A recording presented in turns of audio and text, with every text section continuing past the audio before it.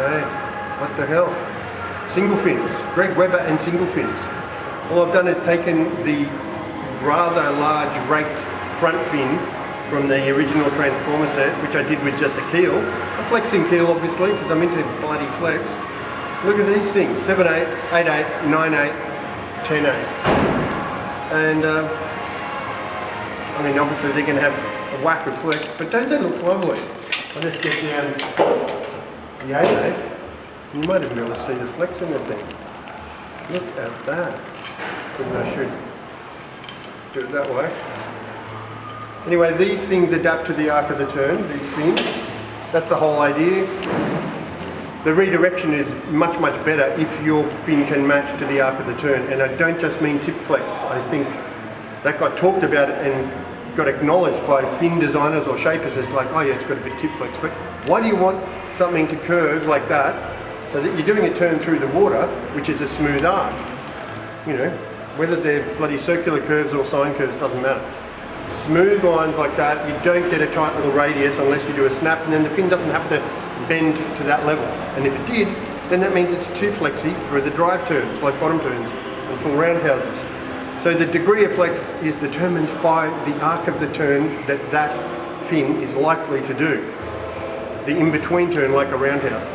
So basically that's all I've done, is I've linked the foil, not so much because of the hydrodynamics of the foil and whether it gives lift or not, but the thickness and the taper of the fin is to match in with the type of flex that I want to get. So that's why I have the front of the foil, so the thickest part of the foil further back.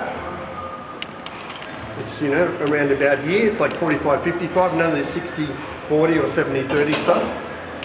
That smoothens the water flow across the face of the thing, but this curve here, that is bigger by 3 or 4 fold than the actual foil thickness. So I've raked the flex over the foil.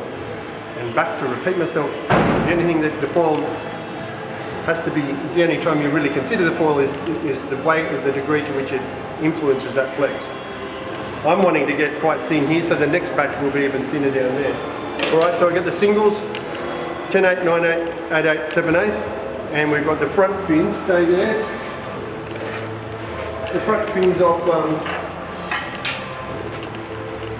the quad is that, just so people can see the size, and that is the front, that's the twin fin.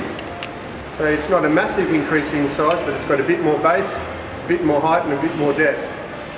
And the last thing, oh not totally last, there's the gorgeous little tail quads, okay?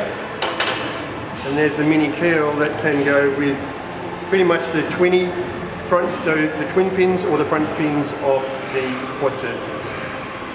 There you go. That should be